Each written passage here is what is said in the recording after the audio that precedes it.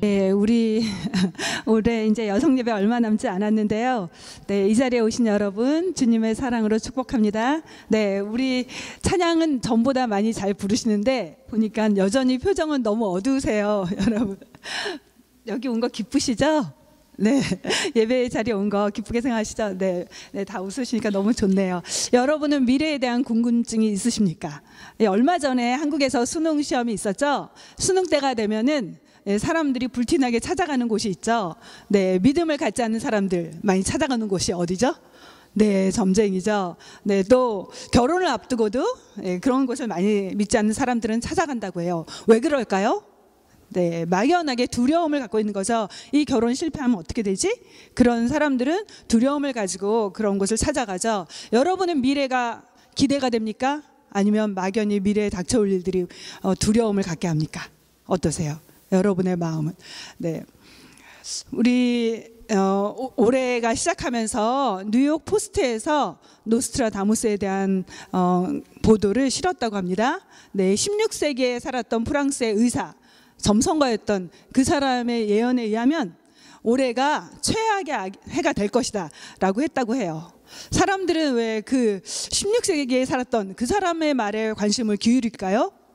네, 미래가 궁금하다는 거죠. 그리고 뭔지 모르는 그 두려움 가운데 사람들이 있다는 거죠. 예, 여러분은 인류의 미래가 어떻게 될 거라고 생각하세요? 네, 나날이 좋아질 거라고 생각하시는 분. 네, 요즘은 별로 그런 생각하지 않죠. 네, 그러나 진화론이 세계에서 영향을 끼쳤을 때는요, 세상의 미래는 대단히 밝다. 사람의 수명은 점점 늘어날 거고 100세 그 이상의 시대를 살 거다. 그렇게 예언을 했죠. 그렇지만 네, 현재 우리가 이 세상을 살면서 대부분 그렇게 생각하는 사람들은 없을 거예요. 또 하나님을 모르는 사람들, 이 세상은 돌고 돈다. 그러니까 좋았다가 나빴다가 반복될 거야. 이런 순환론적인 사고방식을 가진 사람들도 있어요. 그런데 성경은 어떻게 말할까요? 네, 대부분의 미래학자들이 그렇게 말하죠. 세상의 미래는 밝지 않다. 예, 지구 환경을 봐라.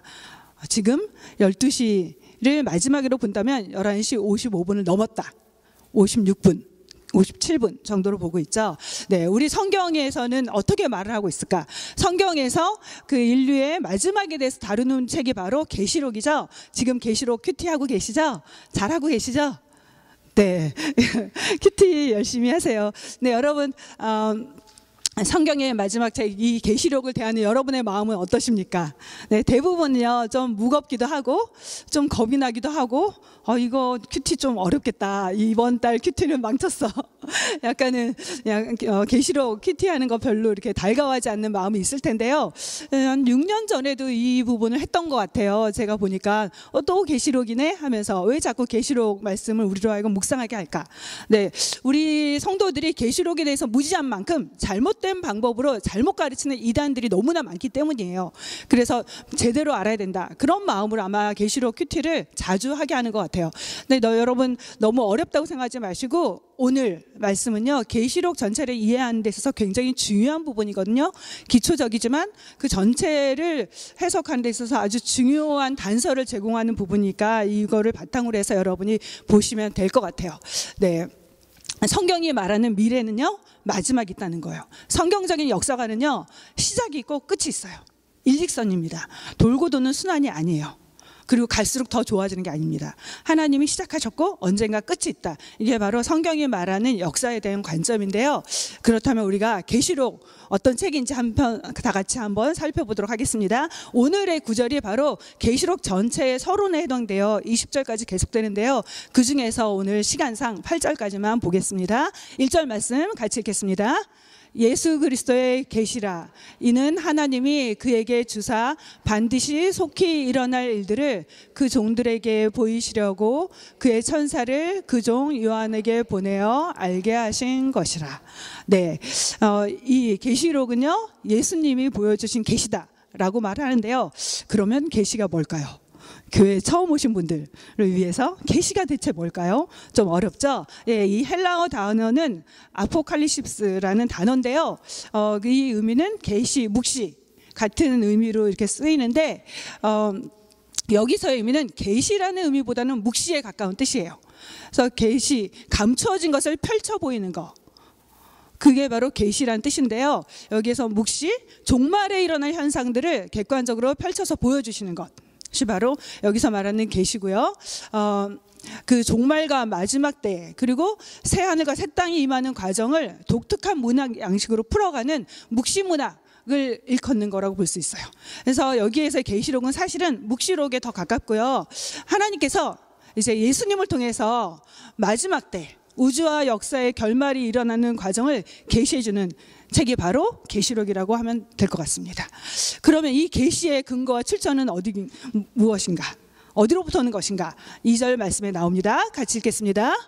요한은 하나님의 말씀과 예수 그리스도의 증거, 곧 자기가 본 것을 다 증언하였느니라. 예, 우리가 계시록하면 요한계시록 이렇게 이야기를 하지만 사실 계시의 원천, 출처는 예수님이다. 그리고 하나님부터 온 것이다. 그래서 하나님의 말씀이고 예수님의 증거다라고 말하고 있죠. 그 하나님이 보여준 것, 예수님을 통해서 보여준 것을 지금 기록한 사람이 누구냐면 요한인 거죠. 그래서 요한은 계시의 출처가 아니라 전달자죠. 계시의 기록자일 뿐이죠. 이 요한 성경에 보면 굉장히 많은 요한이 있습니다. 예, 우리 지금 시대에 하용이 아니면 또 우리 제일 많은 수진이 우리 교회에서 G까지 있거든요. 지금 뭐 너무너무 헷갈려하세요. 근데 제가 다 정리했습니다. A는 아름드레 계신 분, 여기 계신 분은 D예요. 네, 그만큼 예, 요한이라는 이름도 굉장히 흔했는데요. 이 요한계시록을 쓴 요한복음을 쓴 요한은요, 예수님의 제자 사도 요한을 말해요. 그 사도 요한이 언제 썼냐면 대략 AD 95년경에 썼는데요. 이 요한이 지금 어떤 상황에 처했었을까요? 네, 요한의 그 상황을 보여주는 게 9절에 나옵니다. 같이 읽겠습니다. 나 요한은 반모라 하는 섬에 있었더니.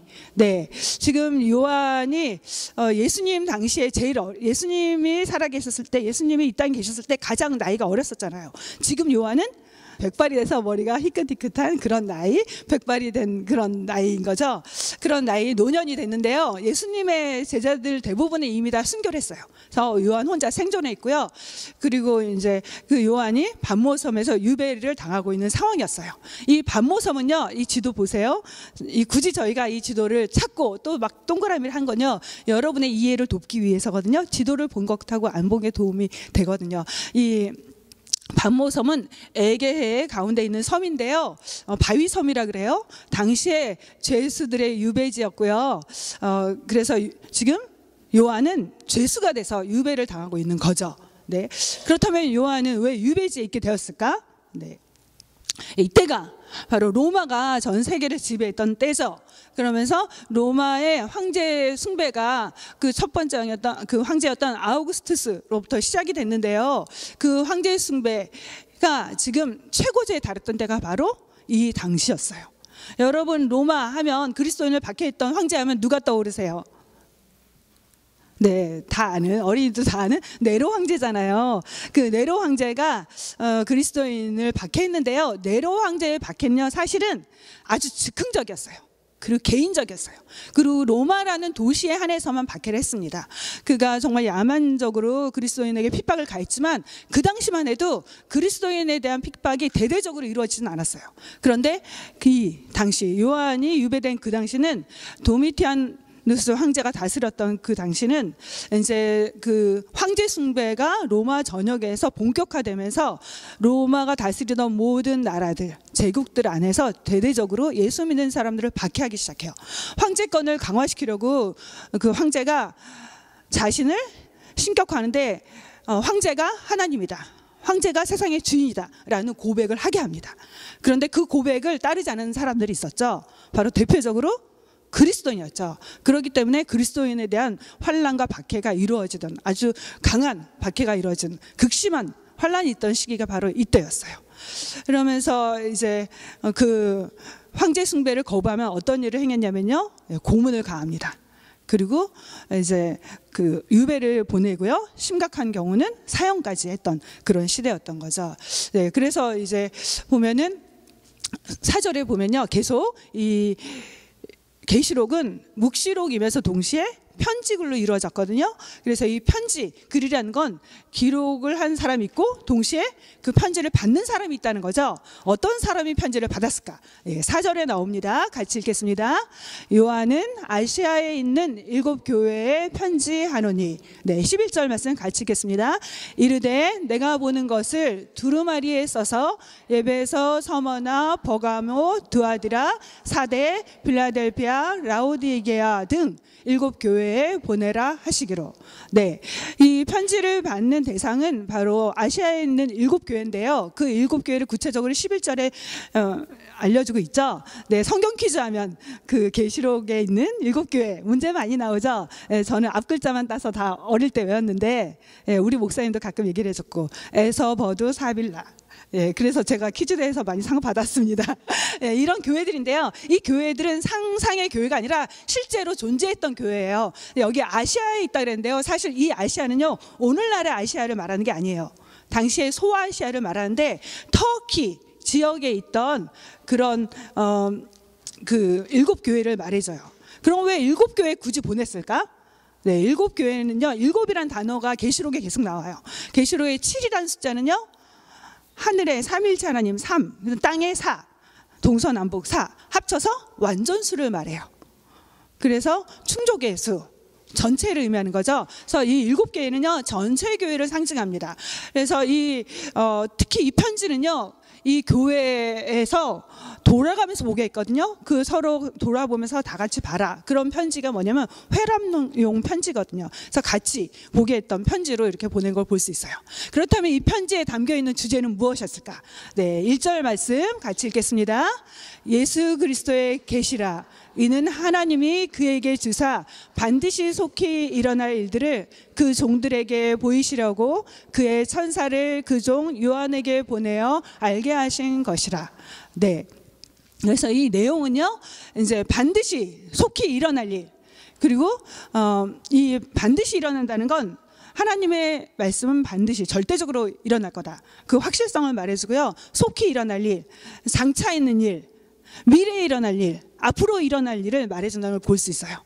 그래서 결국은 종말에 대한 부분을 다루고 있다는 걸 알 수 있는데요. 그러면 종말은 언제부터 언제까지를 말할까요?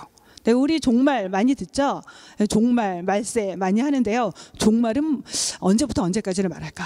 정확하게 종말은요, 예수님이 십자가에서 달리신 그때부터 다시 오실 재림할 때까지를 말하고 있어요. 그러니까 우리는 종말의 시대를 살고 있는 거죠. 그렇다면 왜 예수님은 지금 어디 계세요? 십자가에 달리셨다가 부활하시고 승천하셨잖아요. 하늘에 계시는데 그 예수님이 굳이 지금 유배되어 있는 요한을 찾아가셔서 미래에 일어날 일을 말씀해 주셨을까? 왜 굳이 요한을 통해서 성도들에게 그 종말에 일어날 일을 알려주기를 원하셨을까? 이건 바로 당시의 교회가 처했던 그런 어려움 때문이에요. 교회는 당시의 교회들은요, 내적으로 또 외적으로 큰 어려움의 도전에 직면해 있었습니다. 그러면 그런 어려움은 무엇일까? 내부적인 도전은요, 아까도 얘기했던 것처럼 계시록이 기록된 때가 AD 95년 정도를 보거든요. 그래서 이때 아까 제가 얘기를 했는데 요한을 제외한 사도들은 이미 순교했고, 그리고 신앙 예수님과 함께 살았던 그 믿음의 1세대들은 점점 사라져가던 그런 때였어요. 그러니까 점점 시간이 지나가면서 믿음도 열정도 뜨거움도 점점 사그러지던 그런 어려움이 있었죠. 또 여러분 잘 아시죠? 서신서 공부할 때 얘기했죠. 교회들이 처했던 상황이 있다 그랬죠. 어떤 일이죠? 지난번에 큐티했을 때 잘못된 가르침을 가지고 교회에 침투한 이단들이 있었죠. 거짓 교사들, 거짓 선지자들이 진리를 왜곡시키고 진리를 변질시키는 일들이 일어났죠. 그래서 진리를 수호하면서 교회의 순수성을 지켜야 될 그런 상황이었다라고 지난번에 말씀드렸죠. 그래서 이런 교회가 어지럽고 그리고 혼란스러웠던 때 바로 그 주려는 하나님의 메시지가 있었던 거죠. 또 교회가 당했던 외부적인 어려움이 있었는데, 첫 번째는 로마의 박해였고, 또 그것뿐만이 아니라 그 7 교회가 처했던 특수한 어려움이 있었는데요. 그건 뭐냐면 당시에 7교회가 처했던 그 상황에는요, 경제적으로 서로 협력하는 조합들이 있었어요. 경제 협력 기구들, 그런 것들 많잖아요. 그래서 서로 상부상조하면서 돕고 살자 하면서 만든 게 경제 협력 그 기구인데요. 그런 그게 뭐냐, 그 이름이 길드라고 해요. 그 길드에 가입하면은 예를 들어 비즈니스 할 때 론 받잖아요. 그러면 굉장히 싼 값으로 론을 받을 수가 있었어요.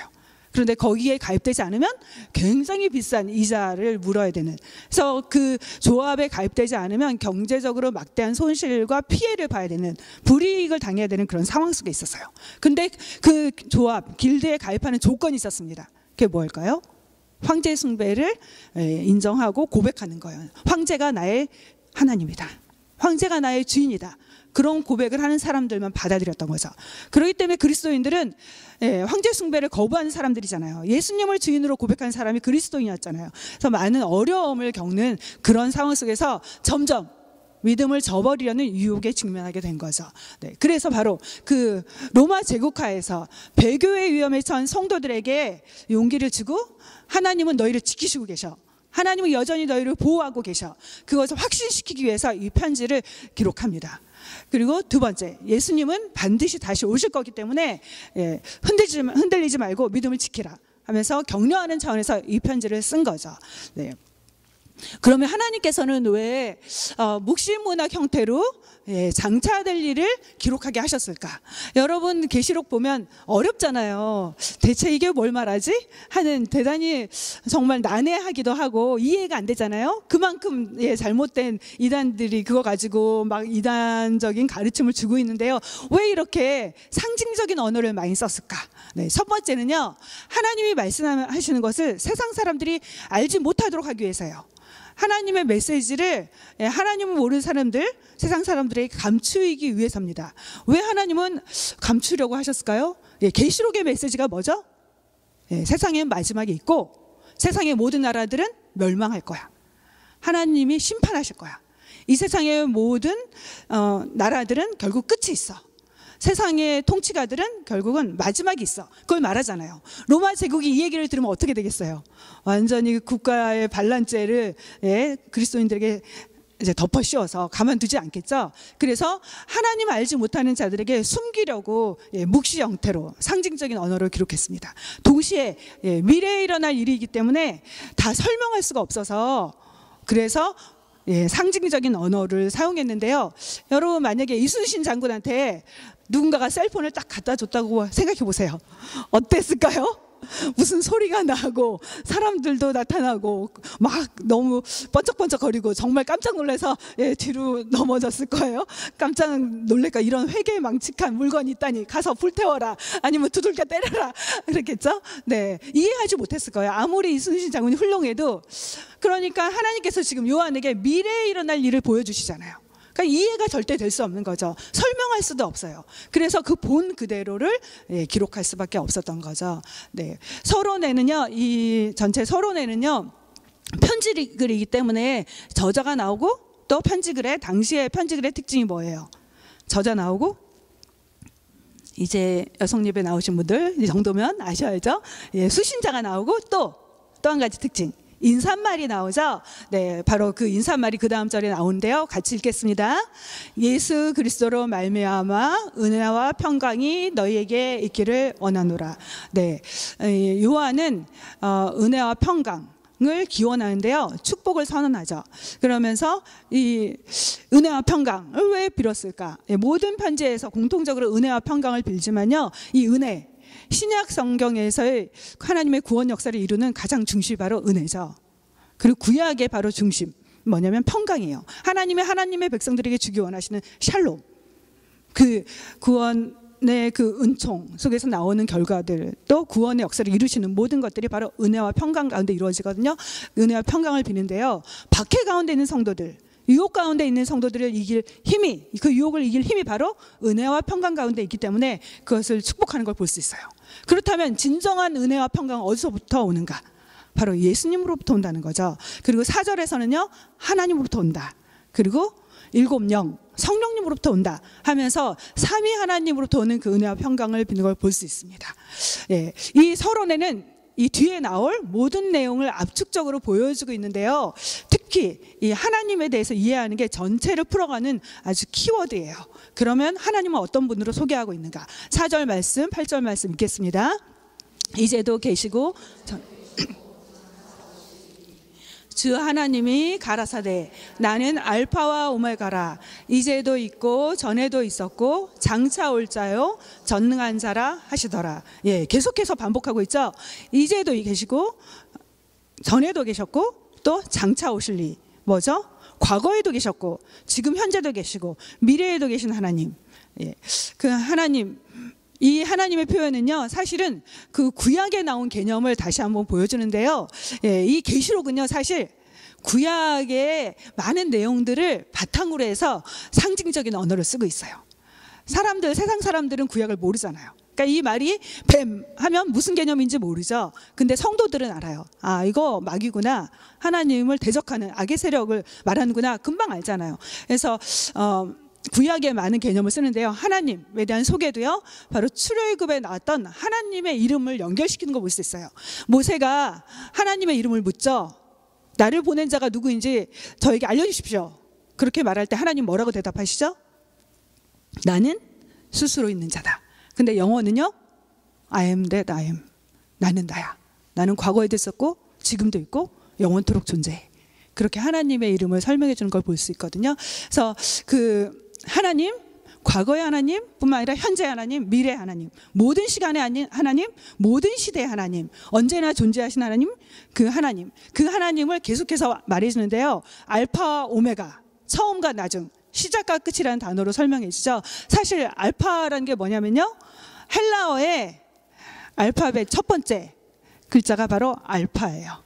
그리고 헬라어의 마지막 글자, 우리 영어로는 A가 바로 알파고 Z, 마지막 단어가 바로 오메가입니다. 그래서 결국 그 말은 처음과 나중, 시작과 끝이 되신 하나님, 역사의 시작이 되시고 끝이 되시고 언제나 존재하시고 영원토록 계신 하나님, 스스로 계신 하나님을 말하는 거죠. 존재의 근원이 되신 하나님, 그것을 바로 이제 그림 언어로 보여주고요. 그 다음에 또 하나 하나님에 대한 묘사가 바로 전능하신 분이라고 나오는데요. 너희가 믿는 하나님은 전능자야. 전능하신 능력으로, 완전한 능력으로 세상을 만드셨고 세상을 다스리고 계시고 심판하실 거야. 그리고 구원을 이루실 거야. 그래서 이 하나님에 대한 묘사를 종합해 보면요, 하나님은 모든 시간 속에서 세상을 통치하시는 분, 다스리시는 분, 주관하시는 주권자다라는 거죠. 그러면서 성도들에게 어떤 의미로 이 말씀이 다가왔을까요? 지금 박해 가운데 있는 성도들에게 하나님은 우리가 박해를 당하고 있는 이 순간 속에서도 이 세상을 다스리고 계셔. 박해조차 하나님의 주권적인 통치하에 있어. 우리가 지금 심한 환난과 고난을 당하고 있지만 하나님은 여전히 이 환난조차 다스리고 계신 분이야. 주관하고 계신 분이야. 하나님의 주권적인 손 안에서 우리는 환난을 당하고 있구나. 이렇게 이해하게 되겠죠. 그러면서 하나님은 우리의 환난 가운데 우리를 떠나시는 분이 아니라 우리와 함께 하시는 분이구나. 그래서 더 이상 두려워하지 않는다는 위로를 얻게 되겠죠. 네. 이 메시지는요, 사실은 모든 시대의 성도를 향한 메시지이기도 해요. 우리가 어려움 당할 때, 우리가 고난을 당할 때, 우리가 시험을 당할 때 기억하세요. 하나님은 시험 당하는 그 가운데도 함께 하시고 그 시험조차 주관하고 계신 분이라는 것. 때로는 주님 때문에 우리가 억울한 일 당하는 것, 또 주님 때문에 당하는 그런 우리 삶의 위험한 일들, 그런 모든 것들, 환난들, 그 모든 것도 하나님의 주권 속에서 일어나고 있다는 것을 말해주고 있는 거죠. 네, 여러분 미래를 생각하면서 계시록을 보면서 두려워하는 마음, 왜 그러죠? 환난 당하기 두려운 거죠. 그런데 기억하세요. 우리가 환난을 당한다 해도 그 환난조차 하나님의 주권 가운데 일어나고 있다는 것을, 그리고 하나님의 정하신 시간 가운데 일어난다는 것을. 그래서 우리는 두려워할 필요가 없다는 거죠. 하나님은 그 환난 속에서도 결국은 주의 백성을 지키시는 분이잖아요. 그의 백성을 보호하시는 분이잖아요. 성경이 말해주는 그 하나님은 하나님의 백성을 끝까지 지키시는 분, 영원토록 지키시는 분이라고 성경은 말해주고 있습니다. 때로는 불같은 시련이 온다 할지라도 하나님은 그의 백성을 홀로 두지 아니하시고 끝까지 보호하시는 분, 그게 바로 성경이 말하는 하나님이죠. 우리 잘 알잖아요. 과거에 믿음을 지키기 위해서 사자굴에 들어갔던 다니엘, 하나님께서 비록 사자굴에 들어갔지만 그 가운데에서도 함께 하셔서 다니엘을 지켜주셨죠. 또 믿음을 지키려고 예, 믿음을 포기하지 않으려고 결국은 뜨거운 불 속에 들어갔던 다니엘의 세 친구들, 믿음을 지키자 하나님께서 그들의 생명을 뜨거운 불 가운데서도, 불 구덩이에서도 보호하셨던 것을 우리는 알고 있죠. 예, 그래서 우리가 결단을 해야 됩니다. 우리의 믿음, 어떤 믿음이 돼야 될까? 예, 어떤 순간에도 하나님은 우리를 지키신다는 것을 믿고 믿음을 지켜야 되겠다는 그런 결단을 하는 게 너무나 중요해요. 예, 이제 우리의 믿음을 한번 돌아볼 수 있기를 바라요. 네, 믿음을 지키기 위해서, 믿음을 선택할 때 하나님은 우리를 지켜주시고 보호하세요. 특별한 방법으로, 특별한 손길로 하나님께서 건져주세요. 예, 때로는 우리가 주님 때문에 환난 당할 수 있어요. 어려움 당할 수 있습니다. 그런데 그때에도 흔들리지 않는 믿음을 갖도록 여러분 준비하셨으면 좋겠어요. 믿음이요, 큰 믿음이 갑자기 생기지 않거든요.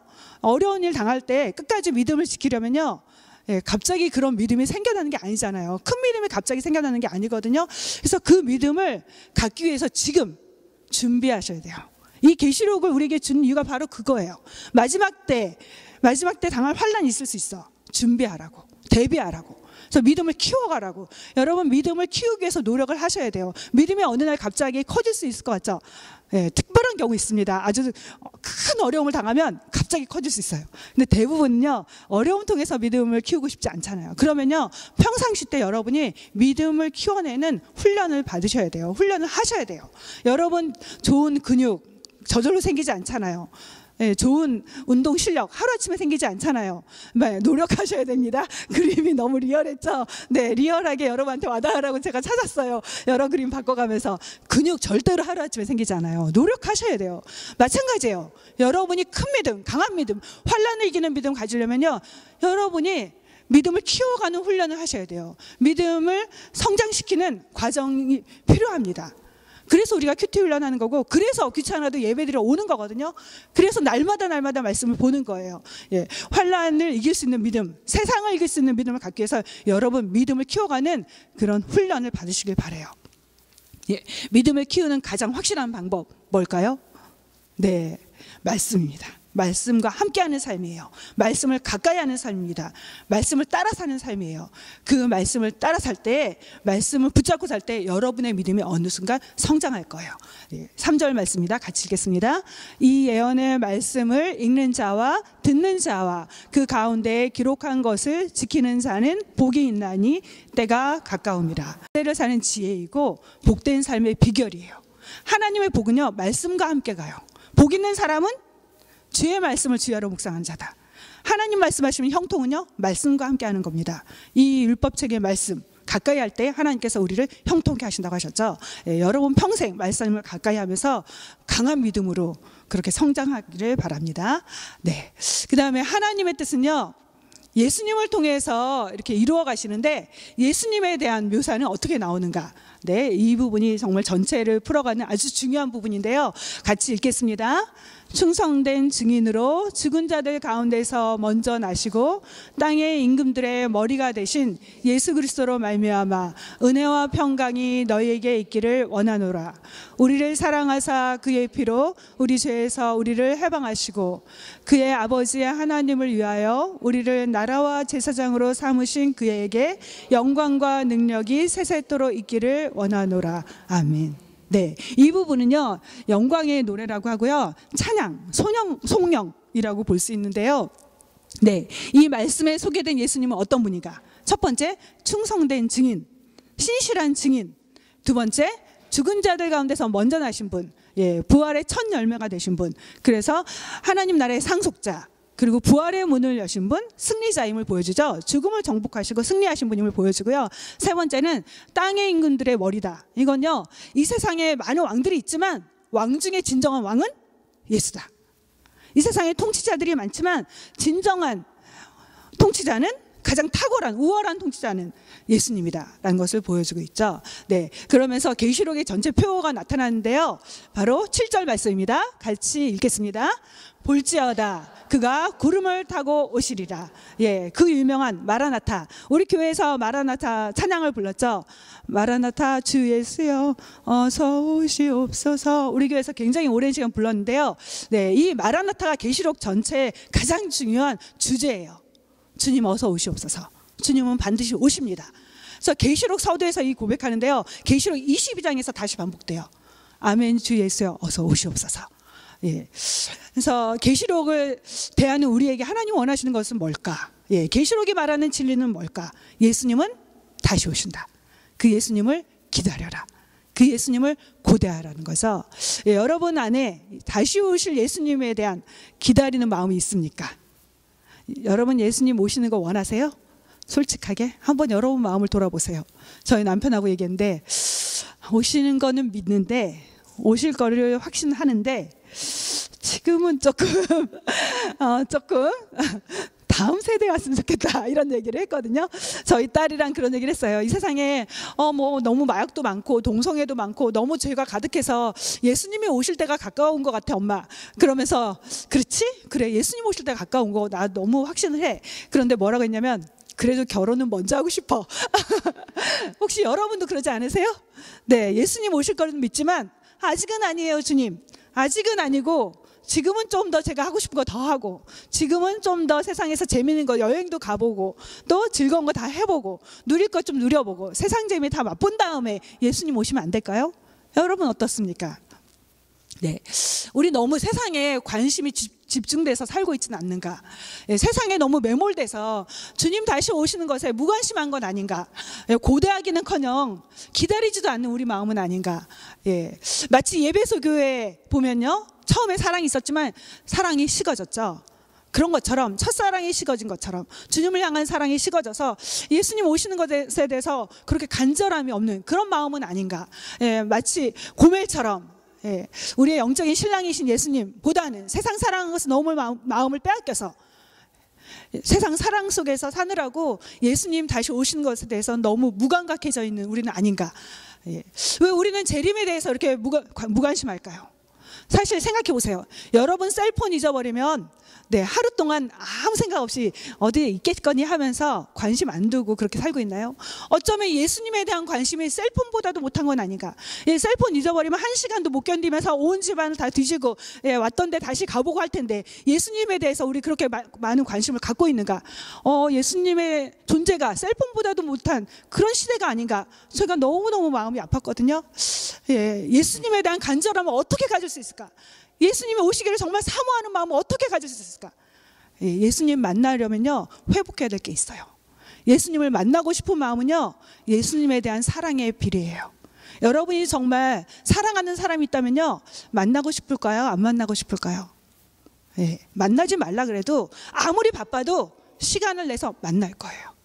정말 사랑한다면 찾아갈 겁니다. 시간을 쪼개고 쪼개는 한이 있더라도 잠을 못 자는 한이 있더라도 반드시 만날 거예요.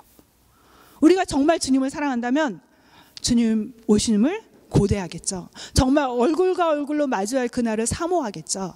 예, 여러분 데이트할 때 왜 데이트를 계속했죠? 만나고 싶으니까, 사랑하니까. 신혼초에, 지금은 어떨지 모르겠지만 적어도 신혼초에 출장 가면 기다리죠. 이제 3일 남았다. 이틀 있다. 막 혼자서 무서운데 빨리 오기를, 그리고 남편이 선물 사오기를 기다렸죠. 저도 그랬거든요. 그리고 아이들, 지금 타조에 가 있는 아이들 언제 올지 기다리고 있죠. 손꼽아 기다리면서 달력에 그렇게 빨간 줄 해놓죠. 근데 정말 우리가 그만큼 주님 오시는 것을, 주님 만나는 것을 사모하고 있는가? 예수님은 저 멀리에 그냥 계세요. 나의 구원을 위한, 나에게 필요할 때만 도와주세요. 그런 존재라만 생각하고 있지 않는가? 우리 마음에 주님을 사모하고 기다리는 마음이 있는가? 정말 만나고 싶은 그런 뜨거운 심정이 있는가? 네. 저는 왜 주님 오시기 전에 이런 성도들이 환난을 받을까 곰곰이 생각해 봤어요. 계시록을 대할 때 왜 마음이 무거운가? 예수님 오실 때쯤에 환난을 당한다는 것 때문에 마음이 무거운 거였구나. 그러면 왜 예수님은 오실 때 성도들에게 어려움 당하지 않고 그냥 오시지? 왜 환난을 당하게 하실까? 왜 우리 삶에, 예수 믿는 사람들의 삶 가운데 고난이 있을까? 왜 예수 믿는 사람들의 삶에도 질병이 있을까? 왜 실패도 있을까? 왜 어려움도 있을까? 왜 환난을 하나님은 허락하셨을까? 왜 그럴까요? 환난이 없으면 세상을 향한 사랑의 마음이 주님께로 돌아오지 않기 때문이에요. 우리는 비로소 환난 속에서, 고난 속에서 정말 중요한 게 뭔지를 보게 돼요. 환난을 당하지 않으면요 세상 것이 가치 있고 영원하고 좋은 거라고 생각해요. 근데 비로소 고난 가운데 있을 때 그게 아무 소용이 없었어. 그게 다 쓸데없는 거였어. 그건 내 영혼에 전혀 도움을 주지 못했어. 정말 내 영혼에 유익한, 가장 중요한, 가장 필요한 분 주님밖에 없다는 걸요, 고난 속을 통과할 때 깨닫게 되거든요. 비로소 고난의 극심한 아픔 속에 있을 때 정말 이 세상은 영원하지 않구나, 내가 믿고 의지할 분 주님밖에 없구나, 내가 정말 사랑해야 될 분은 주님밖에 없었어. 그걸 깨닫는 순간이 고난의 불시련이거든요. 그 고난을 통해서 성도들은 여전히 주님의 그 고난을 당하기 전에 사랑했던 것들, 잡고 있던 것들, 좋아했던 것들, 그때 비로소 내려놓기 시작합니다. 그리고 영원토록 붙잡아야 될 분이 주님밖에 없고 사랑해야 될 분이 주님밖에 없음을 깨닫게 돼요. 그래서 하나님은 우리 삶에 고난을 허락하신 거예요. 여러분 삶에 아직도 고난이 있으세요? 바로 불필요한 것들을 제거하는 시간이에요. 그리고 주님께만 집중하게 하는 시간입니다. 정말 영원토록 여러분이 사랑해야 될 분이 주님밖에 없음을 깨닫게 하기 위해서 허락하신 거예요.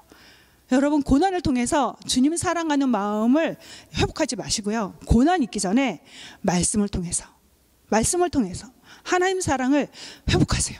하나님 사랑을 느껴보세요. 그리고 아직 하나님 사랑을 모르겠다면 하나님 사랑을 구하세요. 그러면 고난을 통과하지 않고도 하나님의 정결한 신부로, 예수님의 정결한 신부로 세워질 거예요. 네, 우리가 그 주님을 향한 사랑의 마음을 회복할 수 있기를 바랍니다. 이스라엘의 결혼 풍속은요, 잘 아시죠? 여러 번 이야기를 했는데요, 이제 그 혼기가 찬 청년이 마음에 드는 처자가 있으면 부모님을 찾아갑니다. 그 다음에 결혼 승낙을 요청하죠. 그리고 나서 뭐라 하냐면요, 마음에 드는 처자한테 포도주를 채워서 줘요. 그 앞에 놉니다. 그 포도주 잔을 마시면 결혼하겠다는 그 처녀의 답변이고요. 그걸 안 마시면 나는 결혼하기 싫습니다. 그래서 그렇게 표현한다고 해요. 그래서 포도주 잔을 마시면 그 다음에 결혼이 결정이 되는 거예요. 법적인 효력을 가져요. 근데 그걸로 끝나지 않아요. 신랑은 다시 집으로 돌아가서 그 이제 새로운 신혼 살림을 살 집을 만들기 시작해요. 근데 언제 만들어질지 몰라요. 신랑도 몰라요. 아버지가 결정합니다. 아버지가 보시고 이제 됐다, 이제 처자를 데려와라, 그렇게 하면 그때 가요. 그래서 아버지만이 그때를 알거든요. 그런데 바로 그 마태복음에서 그렇게 말씀하고 있죠. 신랑을 기다리는 처녀처럼 예수님의 다시 오심을 너희는 기다려야 된다. 마지막 때를 사는 성도들에게 하나님 원하시는 건요, 바로 우리의 영적인 신랑 되신 예수님을 기다리면서 살라는 거죠.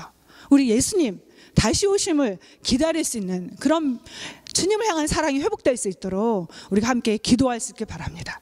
네. 그 다음에 나오는 내용은요, 예수님이 하신 일인데요, 예수님께서 하신 일은 피를 흘려서 우리를 죄에서 해방하셨죠. 그리고 우리를 하나님의 나라와 제사장으로 삼으셨습니다. 그 다음에 나오는 내용은 예수님이 오실 때 일어난 일이에요. 시간 관계상 조금 생략할 테니까 더 알기 원하시는 분은 기도 모임에 오세요. 여기서 생략한 건 기도 모임에서 다루겠습니다. 네, 같이 읽겠습니다. 다시 한번 7절 말씀. 볼지어다 그가 구름을 타고 오시리라. 각 사람의 눈이 그를 보겠고 그를 찌른 자들도 볼 것이요 땅에 있는 모든 족속이 그로 말미암아 애곡하리니 그러하리라. 아멘. 네, 예수님 다시 오실 때 일어난 일, 많은 사람들이 애곡하게 될 거라고 말하죠. 예수님을 창으로 찔렀던 자들, 예수님을 향해서 못을 박았던 사람들, 그리고 주님을 거역했던 많은 사람들이 애곡하게 된 건데요, 주님을 거역하게 되는 자들에게 임할 진노와 심판, 징벌이 있다라는 거죠. 다시 오실 예수님의 특징, 예수님은요 공개적으로 오세요. 모두가 볼 수 있게 오십니다. 그래서 이단들이 말한 것처럼 특별한 방법으로 비밀스럽게 오지 않으세요. 모두가 볼 수 있게. 그러면서 예수님 초림 때와는 다른 모습으로 오시죠. 처음 오실 때는 말구유에 오셨어요. 그리고 가난한 목수의 아들을 사셨습니다. 그러나 다시 오실 예수님은요 영광스러운 왕으로, 영광스러운 통치자로 오시죠. 그러면서 그 손에 힘과 권세와 능력을 가지고 세상을 다스리십니다. 그리고 심판하실 거예요. 불꽃 같은 눈으로 이 세상에 하나님을 거역하는 자, 악의 세력을 징벌하시고 판단하실 거죠. 네. 예수님이 이럴 때 일어난 두 가지 사건이요, 구원과 심판이라고 성경은 말해요. 창세기로부터 시작된 이 역사의 피날레는 계시록을 통해서 마무리되는데요. 네, 이 마지막 때를 준비하는 우리의 마음. 네, 이거 같이 보기를 원하는데요. 여러분 운동 경기, 올림픽 경기 보는 거 좋아하세요? 지난 여름에 저도 봤는데요. 예, 올림픽 경기 볼 때 여러분의 마음 어떠세요? 한국을 막 응원하죠. 미국에 살지만 여전히 예, 한국을 응원하는 분들 참 많으실 텐데요. 예, 조마조마한 마음으로 볼 때가 참 많을 거예요.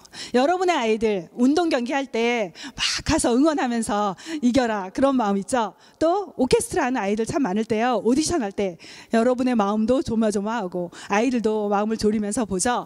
근데 마음 편하게 그 오디션을 볼 수 있는 방법 혹은 스포츠 경기를 볼 수 있는 방법 뭘까요?